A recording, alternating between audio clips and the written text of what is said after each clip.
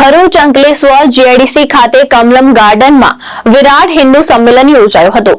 હિન્દુ સંમેલન આયોજક સમિતિ અને ગણેશ પાર્ક વસ્તી દ્વારા આયોજિત આ કાર્યક્રમમાં સંતો, આગેવાનો, મહિલાઓ અને બાળકો મોટી સંખ્યામાં ઉપસ્થિત રહ્યા હતા। અંકલેશ્વર જીઆઈડીસી સ્થિત કમલમ ગાર્ડનમાં આયોજિત આ સંમેલનનો પ્રારંભ દીપ પ્રાગટ્યથી કરવામાં આવ્યો હતો।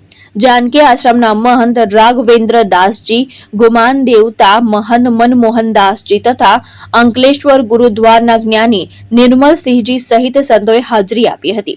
वक्ताओए कुटुंब प्रबोधन, सामाजिक समरसता, पर्यावरण संरक्षण અને નાગરિક કર્તવ્ય પર ભાર મૂક્યો હતો। રાષ્ટ્ર સામેના વર્તમાન અને ભવિષ્યના પડકારોને સંગઠિત શક્તિથી પરાસ્ત કરવાનો સંકલ્પ લેવાયો હતો।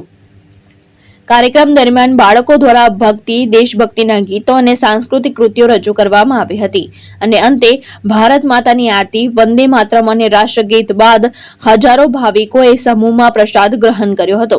આ પ્રસંગે નોટિફાઈડ એરિયા ભાજપ પ્રમુખ જય તેરૈયા, ઉદ્યોગ મંડળ પ્રમુખ વિપુલ જેઠવા અને મુખ્ય વક્તા તરીકે દિગ્વિજયસિંહ રાણા સહિતના આગેવાનો ઉપસ્થિત રહ્યા હતા। ધર્મેશ રાણા, દ્રષ્ટિકોણ ન્યૂઝ, અંકલેશ્વર, ભરૂચ।